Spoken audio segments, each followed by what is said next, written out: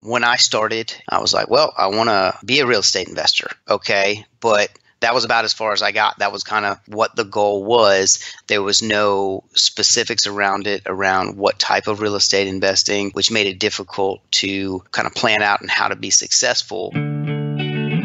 Welcome to the Rental Property Owner and Real Estate Investor Podcast, brought to you by the Rental Property Owner Association, providing benefits and services to real estate investors and rental property owners for over 48 years.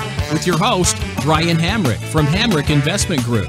This episode is sponsored by Green Property Management, managing everything from single-family homes to apartment complexes in the West Michigan area. Find out more at greenpropertymgt.com. And RCB & Associates, helping real estate investors and small business owners navigate the complex world of health insurance and Medicare benefits at rcbassociatesllc.com. Hello and welcome to episode 193.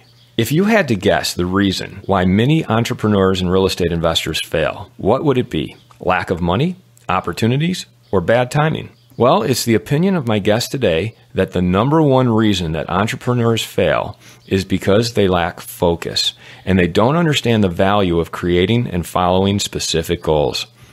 Nick Disney has spent 10 years learning how to implement strategic goals in order to build a portfolio of 17 rental properties and 20 performing notes valued over $3 million. He owns a real estate business called Sell My San Antonio House and specializes in the different aspects of real estate investing, self-development, entrepreneurship, and running a small business. Today, we'll discuss the importance of focusing on what exactly you're trying to achieve and how to break it down into an action plan in order to decide the key activities that you need to focus on each day. Nick, welcome to the show. Thanks for having me. I appreciate it. Tell us a little bit about yourself. How did you get started investing in real estate? So I started out not too dissimilar from a lot of people. You know, I read Rich Dad, Poor Dad. I kind of got my head wrapped around the idea of buying assets and things that could provide, passive income and monthly income. And real estate was a spot where I thought I could be successful. It was interesting to me. And the more I learned about it, the more I wanted to just dive into it and see how far I could take it. Goal setting seems to be something that's very important to you. Give us an example early on of how you failed to set goals and how the outcome was because of that. Absolutely. I think when I started, and I bet there's a lot of people who are starting out that can relate to it, I was like, well, I want to be a real estate investor. Okay. But that was about as far as I got. That was kind of what the goal was. There was no specifics around it, around what type of real estate investing, what I felt I ought to do, which made it difficult to kind of plan out and how to be successful. And just reading another book maybe wasn't getting me where I needed to be. Yeah, I think a lot of people who want to get into real estate investing really struggle with exactly what you're talking about, setting those goals. What am I going to invest in? Is it going to be self-storage, single family, fix and flips? The list goes on, and it's really overwhelming and somewhat paralyzing. So is that kind of what you were experiencing as well? That's exactly what I was experiencing. I wasn't sure what the best thing to do was. And when you're starting out, you don't always know if you're going to be successful at one thing, or maybe you'd be more successful going another path. What I've learned over the last 10 years is I've met successful investors in almost all of those aspects that you mentioned. And so I believe you can be successful at any of them, but most of them get really good at one and really focus on that, or get really good at one and focus on that before they move into maybe the second one or the third one, as they become a little more seasoned. Yeah, I kind of feel like it a lot depends on your personality type, and what your skills are and what you're good at is going to determine sort of what niche you should really be getting into, because some people are great at swinging a hammer and rehabbing and love getting in there and getting dusty and dirty, but other people are more about the numbers and the Excel spreadsheets. So what did you tell us? Take us through your process. I mean, you read Rich Dad, Poor Dad. You wanted to get started investing. What were the stops and starts along the way for you? So Yeah, like you said, I read Rich Dad Poor Dad. I wanted to get started investing, and so I wanted to create cash flow. I was like, all right, if I've learned about this passive income, there's lots of ways to do that, but I think I can do it through real estate by creating cash flow. And I'd read a few books, and a lot of them said, get some rental properties, and you can get mortgages on those rental properties, rent them out. And so I thought, all right, I can do that. And so I made my first plan to get my first 9 rental properties. And I was still pretty green, pretty naive, but if I could buy 9 rental properties, I thought by the time I got there, I'd rent them out for $375 a month in cash flow per property. And I thought by the time I got there, I'd probably have a couple of them paid off. And so wait, was this early on then? You decided, okay, I'm going to buy and hold and make a profit of $375 a month in cash flow on each property. That was kind of goal number one? That was goal number one. And then how did you come up with 9 properties? Why was 9 the number? So it was 2 things that kind of came at the same time. I was looking at how much money I thought I needed at the time to kind of be financially free, and I came up with a number of $4,000 a month. And I remember setting this goal. I thought, man, if I had $4,000 a month coming in, I'd be pretty set. And so I thought it would take me 9 rental properties to get there. So I started working backwards with that. I felt like I could create, $375 a month in cash flow from them, get a couple of them paid off, which would give me just over that $4,000 a month.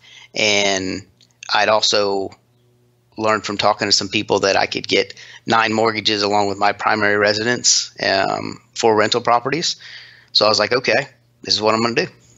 Okay, so tap into that buy and hold system that a lot of people subscribe to.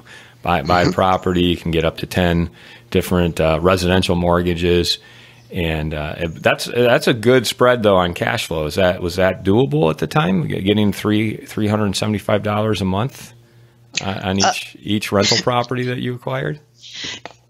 I did it on a couple of them, and I did not. You don't always reach the goals that you set. I thought that's what I could do. I was able to do it on 3 of the 9, and the rest of them were a little bit less than that. A couple were a little more, but it wasn't probably the most realistic number. But you don't always know that when you go in. You take your best guess, and you have your goal, and so you set up a plan to get there, and you kind of move forward as the plan goes along. So it's one thing to just say, to have a goal of, I'm going to buy 9 properties and I'm going to have $375 in cash flow off of each property. I'm not sure about I'm doing the math in my head, and 9 times 375 does not come to $4,000 a month. So where was the rest of that money coming from? It doesn't. I also thought that I was going to be able to pay off 2 of them by the time I got to 9. So you'd own them free. So by the time you got to 9, you'd pay it off free. You'd have 2 free and clear. So you'd have more cash flow coming in. That's how I got to that number, which also did not pan out the way I had planned originally. Right. So specific. So you're getting somewhat specific about those goals in the beginning, but it's one thing to say you're going to do that, and then another thing to actually do it. So what was the step-by-step process that you went through to put those goals into action? So I started thinking about, all right, what do I need to accomplish the goal, right? And if the goal is to buy these 9 properties and get them rented out, there's a lot of things I need, but a couple of things stand out right in front of the others, right? So if the primary things that I need are money to buy them and to actually find the deals. So, okay, so I've got 9. How do I do that? I need enough money to buy 9 of them, and then I need to find enough good deals that I will still be able to make that monthly spread that I wanted to make, right? And to do that, I would have to buy properties at a discount, fix those properties up so that there was some equity left in versus what their new value is, and then rent those properties out. And it was easier to buy properties on the MLS at this time. So that's what period was this that you were buying these? This was 10 years ago? This was 09, 10. Okay, so you could find these values and these kinds of spreads on the cash flow.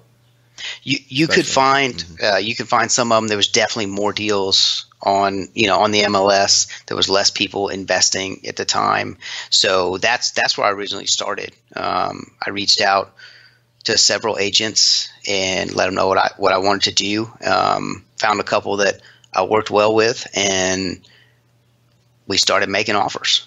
So you talk about the two things you needed at that point to put the plan in action. One was money, coming up with the funds to do it, and the other was opportunities, finding the opportunities. Before you go on to working with brokers and finding those opportunities, how were you coming up with the money?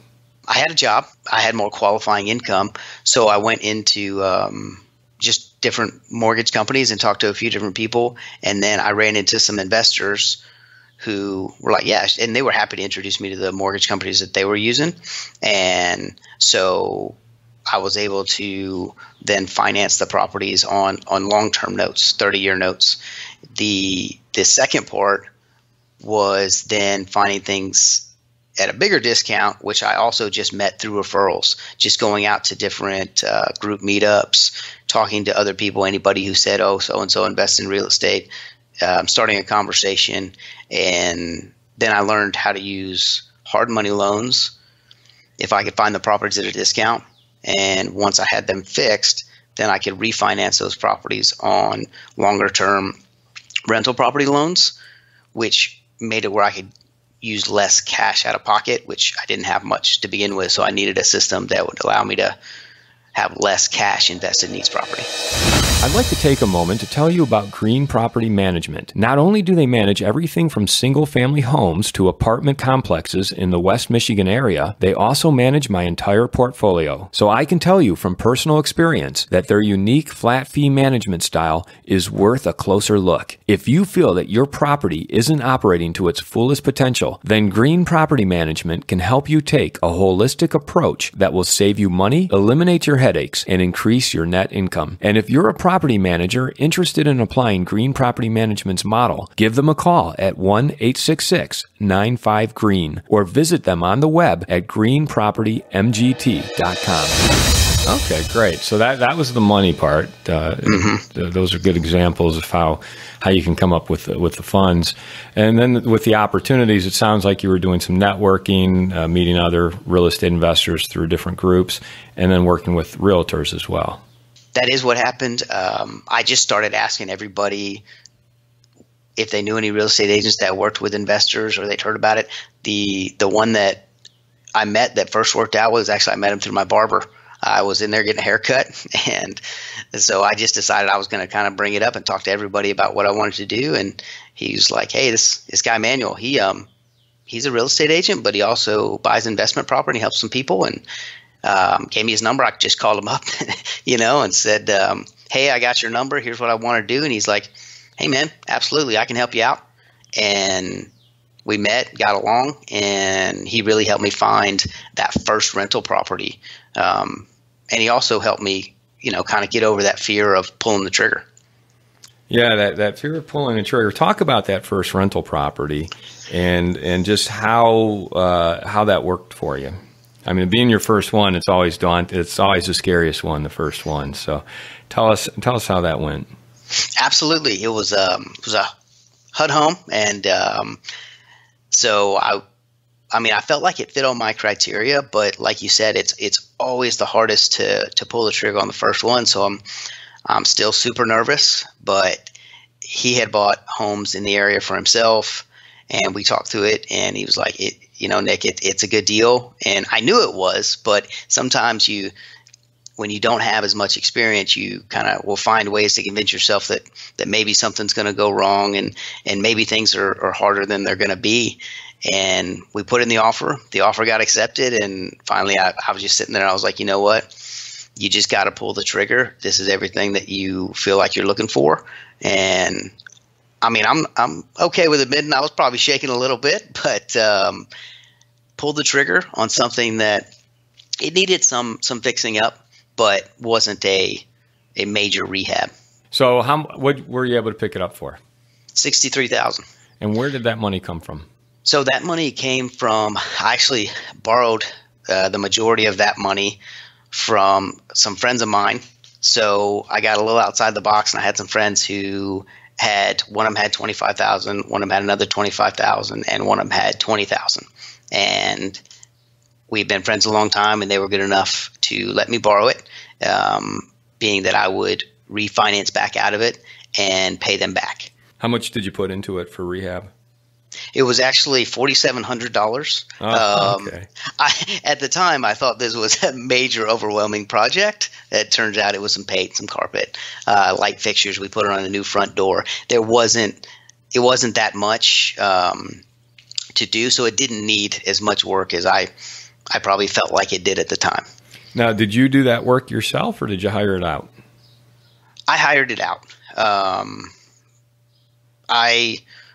I felt like if my whole system was going to be to grow and to go a little faster, so I was like, I'm going to find some contractors, and they were recommended to me from Manuel, from the real estate agent, and they came over and they knocked it out probably 10 times, 20 times faster than I could have done it, and then it was ready for rent.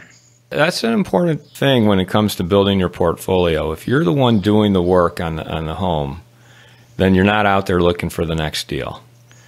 And it's all about, do you want to save money and do it yourself, or do you want to build your portfolio faster? And it sounds like your goal was to build your portfolio faster. Mine was, and I always had a vision that I was going to want to do quite a few more projects. And I knew that wouldn't be something that I could be in there doing myself. So that one went well. What was the outcome of that? Were you able to rent it out and get that $375 in cash flow each month? And that one I was. I leased it myself. I put some signs in the yard and signs around the neighborhood, and put it up on some different websites that I found. And probably wasn't the best system I could have had, but again, I was trying to save a little money, and I didn't know the advantages of allowing somebody else to do that part for me at the time. But I got super lucky with some great tenants in there. They stayed in there for 3 years until they bought their own home. Paid on time each and every month. I got super lucky, and maybe a little spoiled coming out of the gate with the first rental, but I'm glad I did, and that success with that one definitely kind of spurred, like, man, I definitely want to do more of these. Jump ahead here, because your goal at the time was 9 rentals, $375 a month in cash flow from each one, creating $4,000 in income. How long did it take you to get to those 9 properties and that $4,000 in income? Well, it took me about 4 years, and I didn't make it to the $4,000 a month in income. I really ended up landing around about $2,700. Why is that? Why did you not reach that goal for the monthly income? Because I had overshot what I could make on my spreads, on my cash flow spreads, and there were some costs that I didn't account for. Taxes go up, insurance goes up. There's maybe a few more repairs than I thought there would be, and all those things kind of combined. I probably should have thought maybe more around $300 a month was a reasonable amount for a cash flow spread on those properties. So you were a little over-optimistic on... I was a little over-optimistic.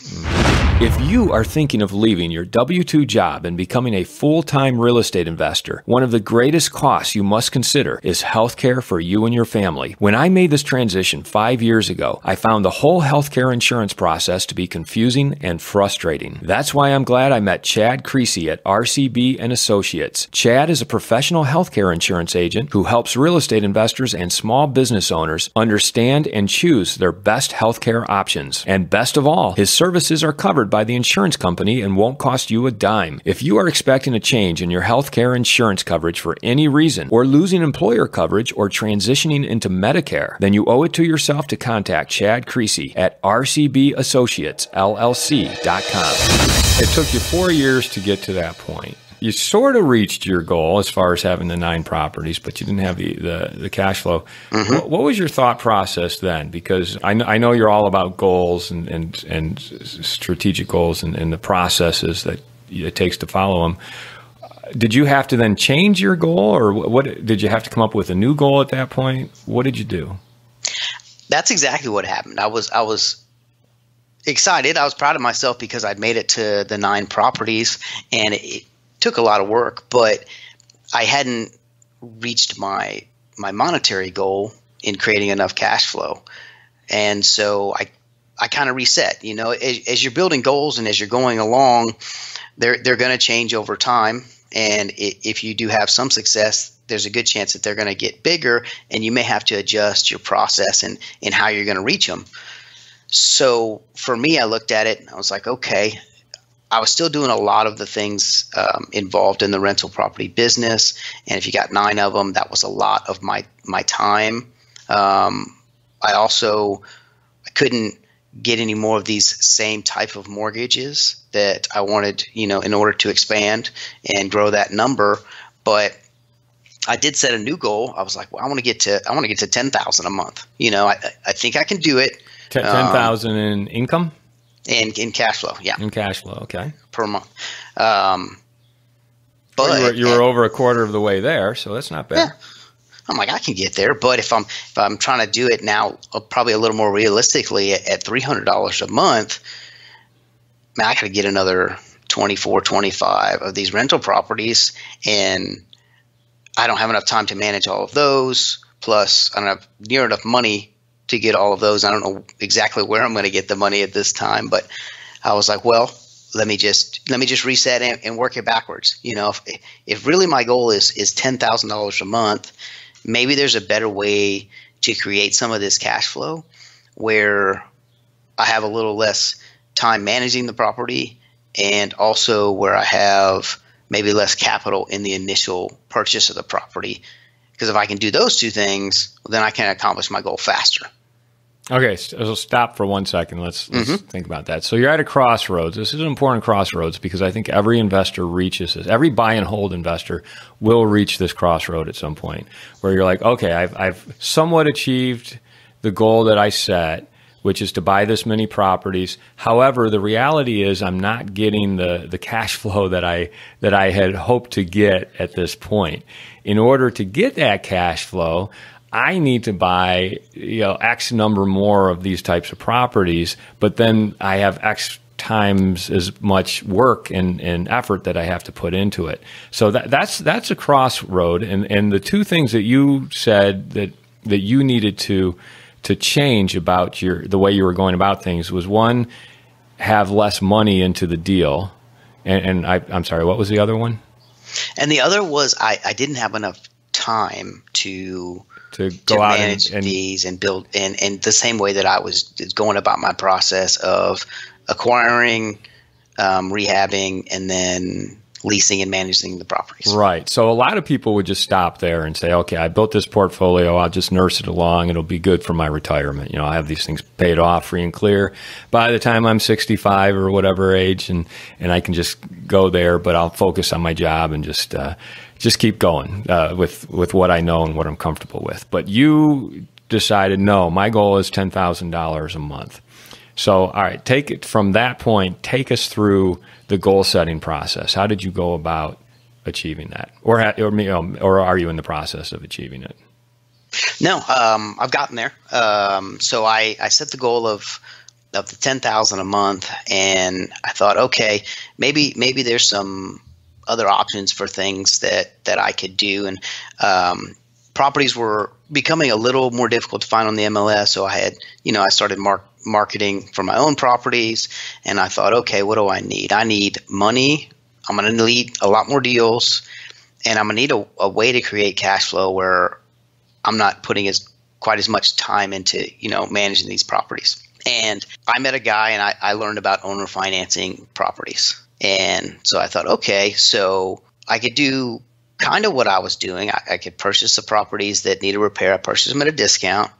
I could fix these properties up, but instead of then leasing the properties, I was selling the properties and carrying back the note. And the reason I chose to shift and go that route is two main things.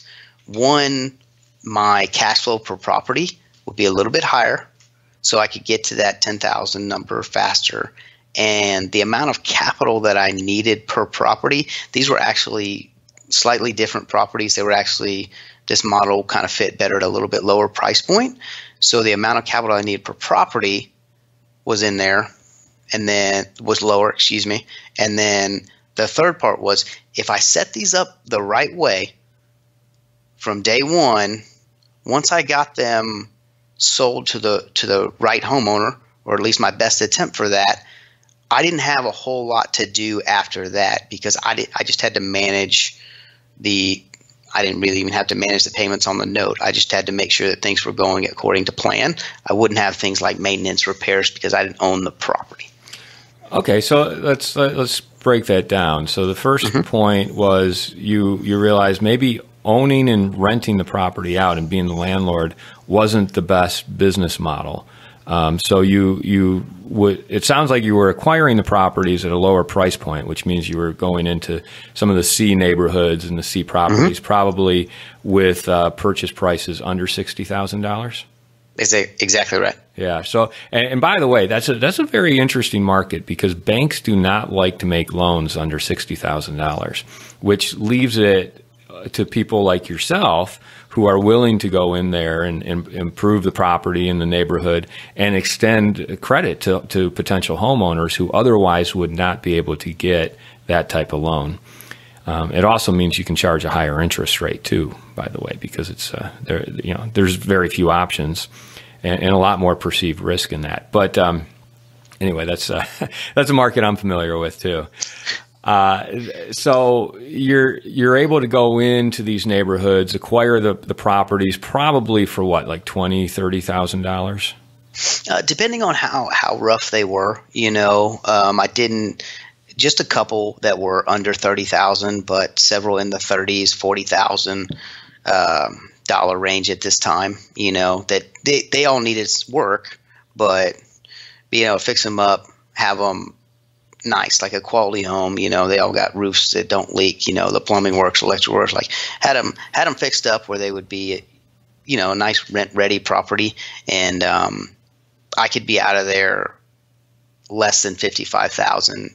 Pretty much every time. Yeah. So you changed your criteria. You identified a slightly different asset class, which is the kind of the less expensive, lower income type homes that you could then buy and then sell on land. Were you selling on land contract, or how exactly were you creating those contracts?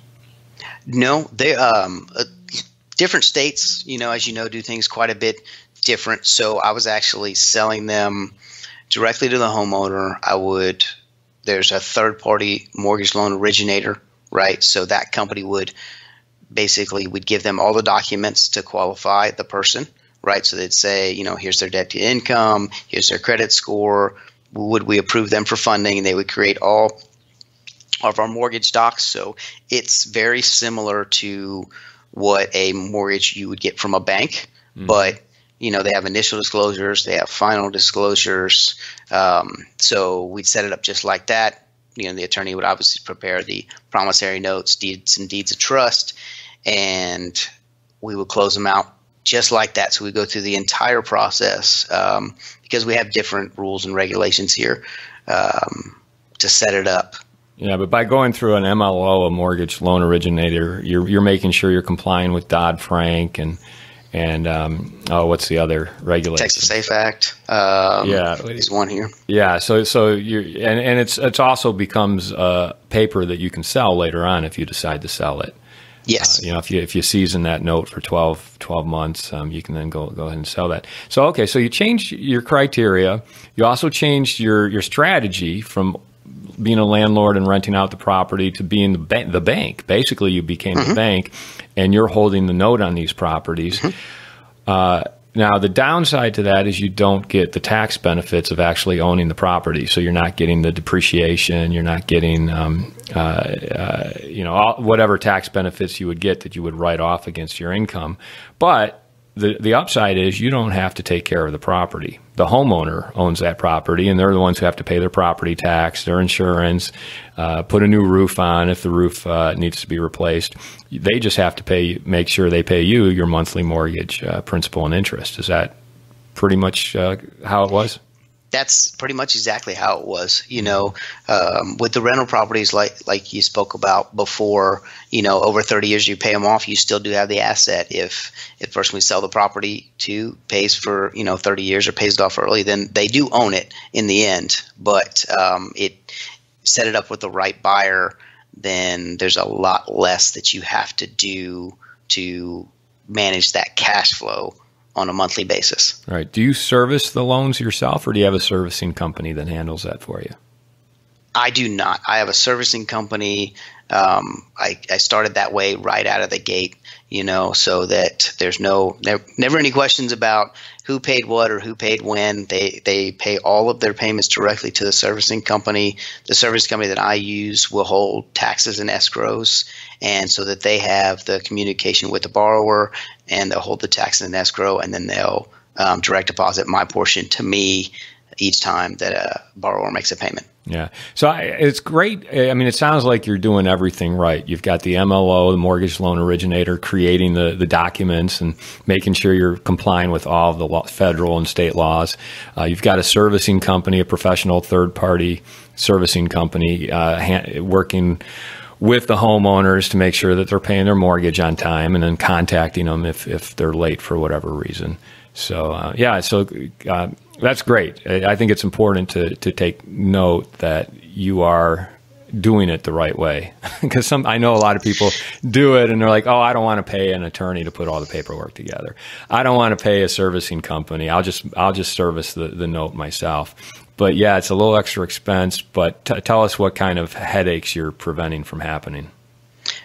I think two things. I think you're preventing headaches. I think you're preventing a lot of the risk. And so you don't want later someone coming down the road and saying, well, no, Brian, I paid you. And you're saying, well, no, you didn't. And now it's an argument about who paid who. This third-party company doesn't work for either of us. They've documented all of the payments. When you go to do your taxes, they send me for each property.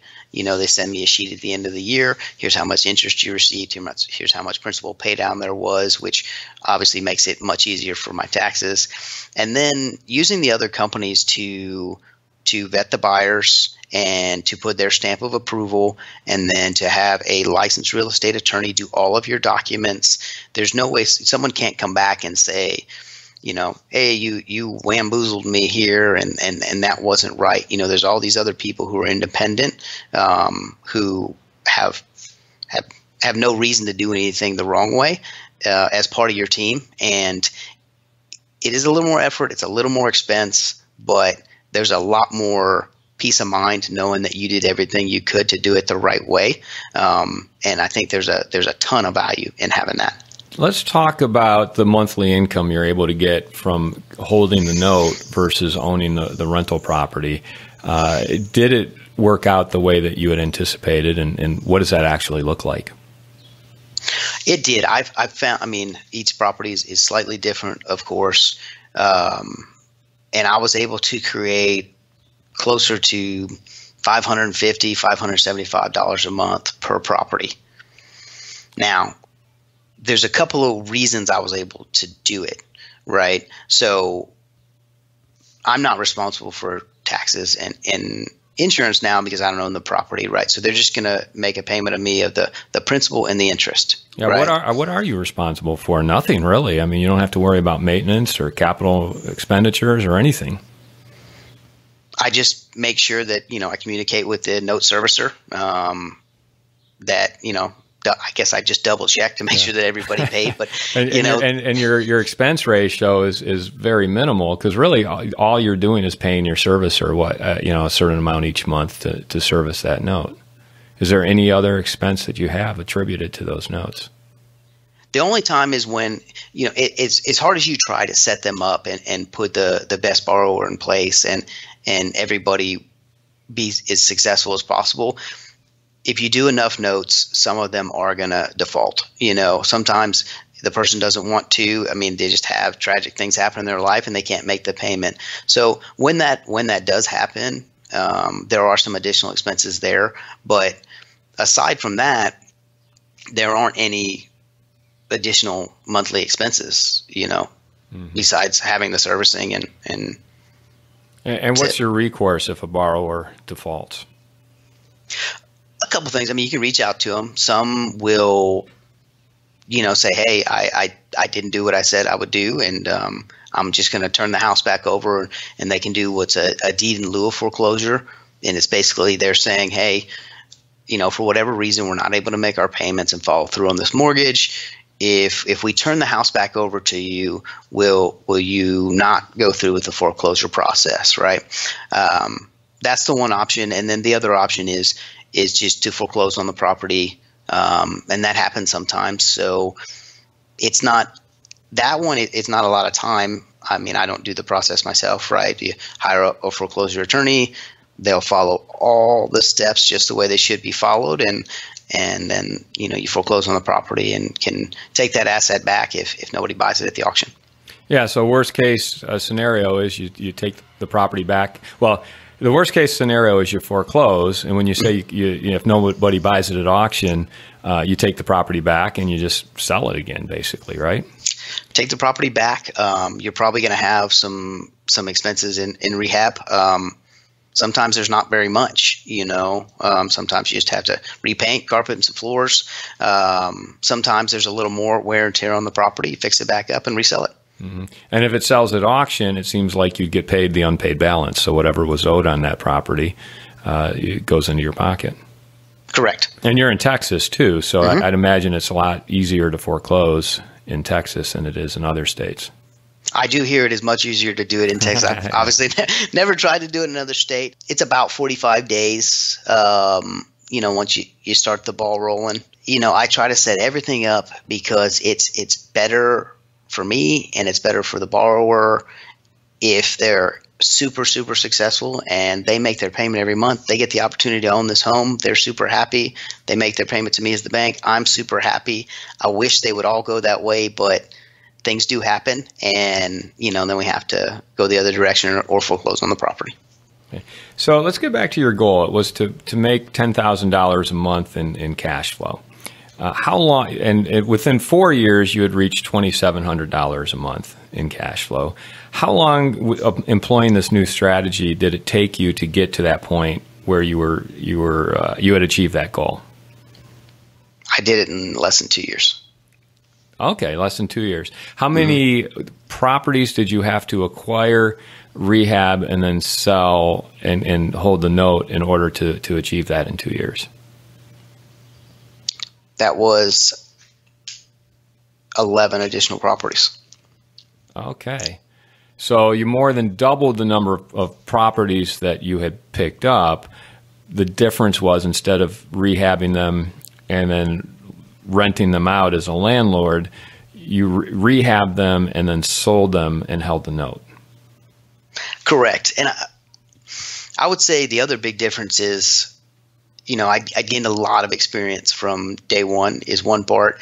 The second thing that really, really enabled me to speed up was I learned about private lending, and I met some private lenders what real private lending was and who were able to help me finance the properties faster, and I knew I had more money available.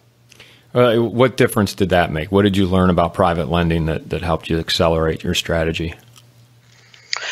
What I really learned about it, I had borrowed money, but never really borrowed money from people that I didn't have a super close relationship with that could fund multiple properties.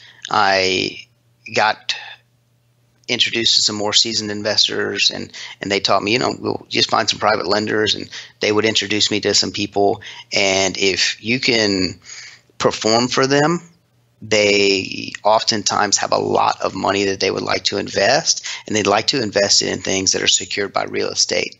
So my first several private lenders that I really worked with were actually seasoned real estate investors, and they still had some investments, but they were kind of slowing down and just, they had made a fair amount of money and preferred to have their money out working for them. Well, I wanted to go out and do the work, and I always made sure that I paid them on time. I actually paid them early, and so then they were willing to lend me more money, and then they would talk to their friends, and then their friends, were like, oh, okay, well, so and so says that you guys have worked together, and having that available capital as cash, wasn't my cash, but having it available right then, and we can close fast, and here's this cash.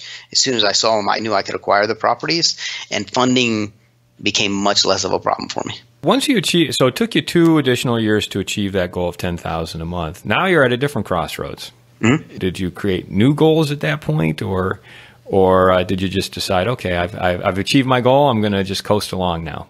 No, I set new goals. I thought, okay, well, if I can do this, and I've got a system that'll allow me to kind of grow at a faster rate, let's set a new goal and see if we can reach that one. So I set the next goal to see, let me see if I could get to $50,000 a month. I'm not there. I'm not close, but it's good to have goals. That's a great goal to have. You got to have the goal, mm-hmm. And whether you're trying to buy one house, 3 houses, or 50, if you can still break it down in a very similar way. Okay, what do I really need to do this? And what are not maybe everything that I need, but what are the 1, 2, maybe 3 most important things that are standing in my way, so that I don't get distracted by all the little things that I could be figuring out. But like for me, in all these steps, the 2 most important things were more good deals and more capital to move forward. And so I stayed really focused on achieving those 2 things, and that will allow you to get to your goal much faster with a lot less distraction than if you're trying to focus on the 15 or 20 things that you may need. A lot of those will come along the way. Spend most of your time staying super focused on those 1 or 2 things that are going to make the biggest difference in your success. So get specific about those. I mean, because you've proven the formula. You got to mm-hmm. the $10,000 a month mm-hmm. in cash flow. You realize, okay, I need to scale in order to get to that $50,000 a month in cash flow, but at least you know how to do it. You have the formula now. The 2 things you just identified, better and more opportunities and better access to money. What specific goals have you set to achieve those two things? So the goals were, $2 million in private money accessible. Some of that I've lumped together with just being private lenders, some of that being some banking relationships that I've able to get to in lines of credit. And then the deals is the other part. So, I've started marketing more, right? So, all right, if we're going to try to buy, let's say we're going to buy 50 houses this year, then I need to get so many leads through my website, right? Also do some direct mail. So if I can land about 1 out of 10 deals from direct mail, right, then I need to talk to 10 people, 10 leads from direct mail in order to get 1 deal. So if I'd use that for, say, 1 deal a month, then it would be 10 people a month, right? And then from the website, it's about 1 out of 8. So maybe I want 2 leads from that per month. So then the website needs to create 16 leads per month, and that gives me a 3. And for my business, the other places actually do buy at the county auction here. So there I can buy 1 to 2 properties per month, which if those things will give me the majority of my deals, then that's what I need to execute on a monthly basis. And then, of course, that gets broken down into what do I need to focus on this week, right, to find all those leads. And for me, I focus on each day. At the beginning of the day, what are 5 things that I need to do today that are going to make a really, really big difference in my business, right? If I do 5 really impactful, really important things each day, then I find that I'm very successful, and that success on Monday, Tuesday, Wednesday, Thursday makes a super successful week, which will go into, a successful month. So are those 5 different things each day? I look at it every day. Like, so if today I may set up my marketing, right? My direct mail, I set it up 3 months at a time. So if that's today, that's a super important thing to do, getting all my direct mail set up and scheduled to go out over the next quarter, then that's a high impact activity. So, okay, I'm definitely doing that today. Relationships with private lenders, or there may be, hey, there's a lunch over here. I'd like to introduce you to this person who we can work together and have an impact on my business. That's a super important thing that I need to do today. With the more properties and more money coming in, if I need to meet like with the accountant and go over some different numbers and how this is affecting things as far as taxes, super important activity. You got to make sure that happens on this day. So that's how I will look at, I guess, each day and try to find 5 really key things to do, make sure that I do those, and kind of schedule everything else to do around that. So what were the 5 things this morning? Well, one of them was talk to you, right? Because we'd scheduled this meeting. And I'm sure this was number 1. Number 1 on your list. So this was the one for today. I have a meeting with one bank later today.